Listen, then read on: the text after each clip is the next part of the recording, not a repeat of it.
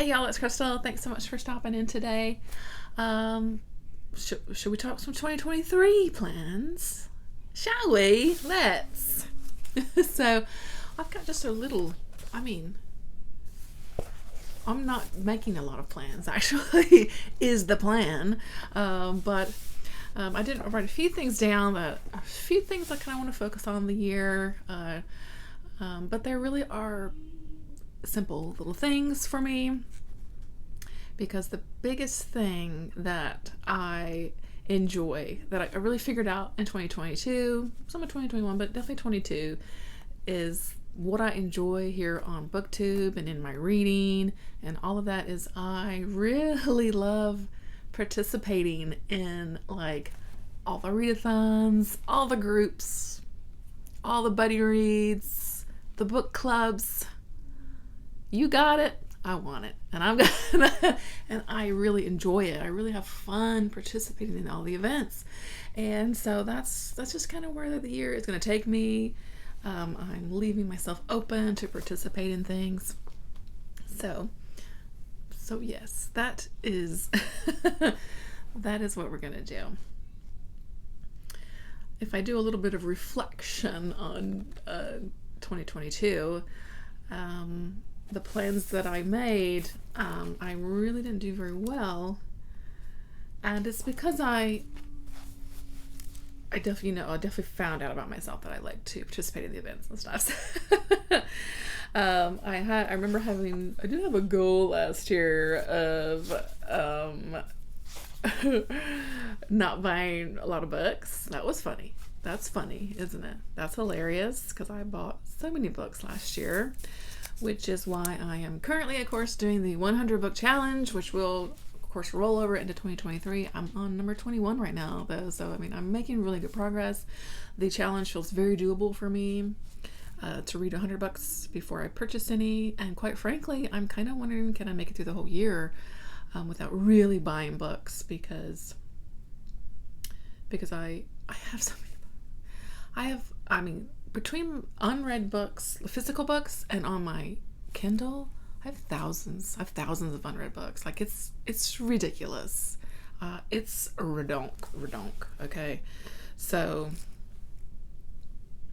yeah, I gotta chill. I need to just chill out, because I have so many books I want to read. Okay. So 100 book challenge, like I said, is definitely moving into 2023, and I'm feeling really good about it. And so 100 book challenge, of course, was created by Criminale, and you have tiers. You can set your own amount of books that you want, but I went kind of full force and did the 100, because again, I have so many other books. I'm just kind of gonna see how how far I can kind of make it through the year, I think, without really going on a big book shopping kind of spree like I did a lot last year. I went to a lot of like used bookstores and library sale, and I would come out with like a box of books. I don't need to do that anymore. At least not this year, maybe, or 2023. So we'll see. Sorry, this feels already feels really rambly, but so here's a few other things that I wrote down.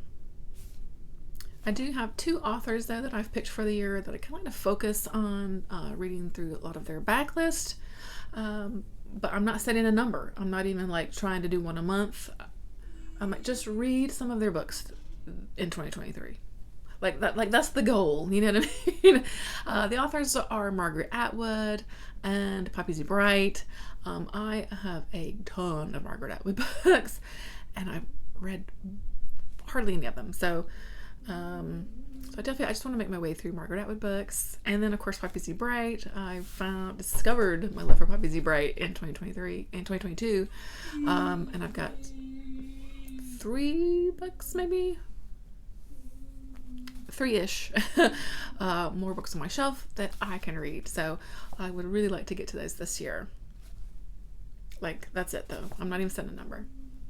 Things that I want to continue on doing is I have just really been loving reading the short story collections, and I pick one or two a month, depending on how long they are, and I read kind of a story a day-ish. I don't always read one a day, but I just kind of slowly make my way through the short story collections, and I'm really enjoying that. I've been doing that, over a year now.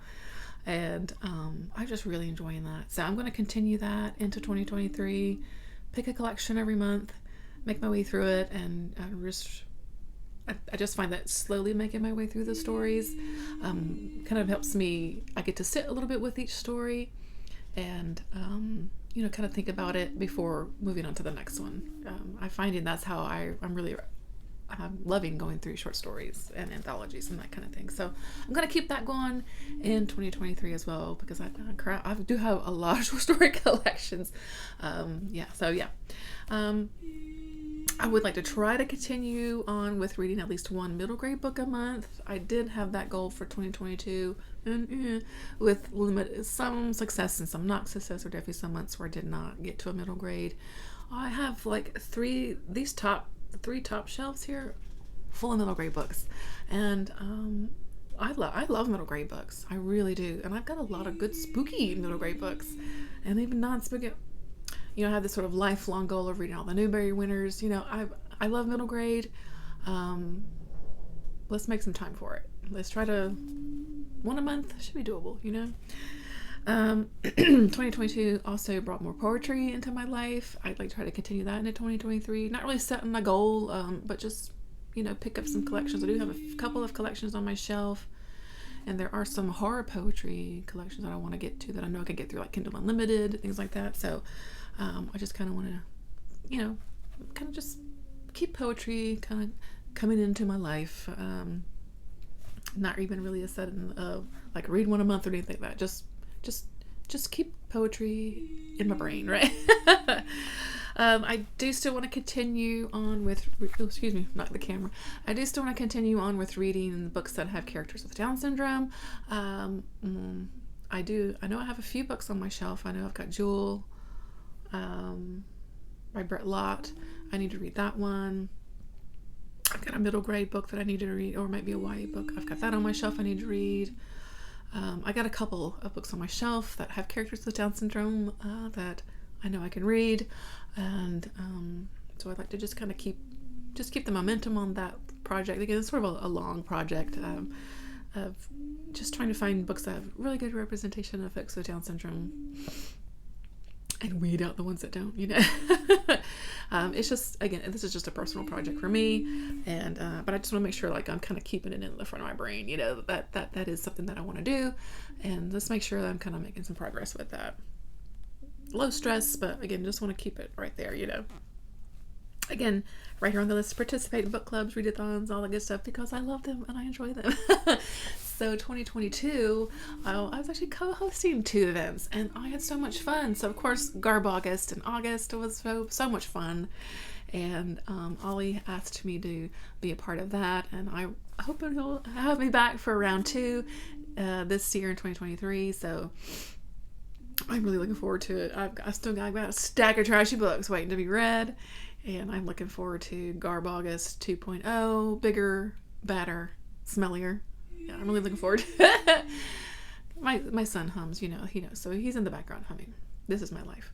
And then, of course, right here in December, Kelly Books asked for me to co-host Christmas Evil. We've been having a hell of a lot of fun with that. It's been so fun.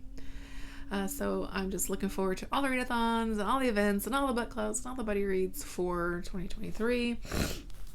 So of course I am a part now of the New Worlds SF book club, where we're reading science fiction every month. So stay tuned as those book picks come out. If you're interested in one of them, definitely hop on. I'll link our Discord below, where that Scott has set up. Scott from the Bookish Bryants has set up the Discord for chats. Our January pick is Little Brother by Cory Doctorow.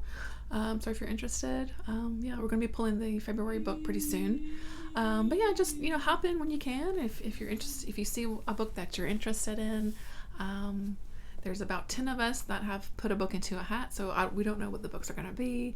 I'm sure they'll range from all sorts of time periods and all kinds of different authors and all kinds of things. So I'm looking forward to that. Of course, I have my little personal book club that I wrote with some friends of mine on a Facebook group. I'm gonna continue that into 2023. I do, of course, I usually do Kelly's From Hell book club, and she's now starting an indie book club, which I'm super excited about. Kelsey from Slime and Slashers has her Midnight Book Society. Amy from Amy Noel Reads has her Dark Hearts book club. Brad Proctor has the Spine Breakers book club. I participate in Rachel of the Shades of Orange, her Patreon book club. I love it all. Oh, Steve talks books. I'm gonna try to hop in on his Malazan read along. He's been doing a group read he started it in 2022, but I've kind of stalled out on reading that series, so I'm gonna try to pick up with them on book 5, Midnight Tides, and try to help me keep the momentum of this series, because I don't want to stall out on that series. I want to really get back into it and try to actually finish it. So if I'm hoping to do that. So Malazan will be my big probably series to focus on for the year, my big fantasy series. We'll see. Yeah. House of Chains has been a struggle to get through, I will say. I'm trying to finish it up here at the end of the year. We will see.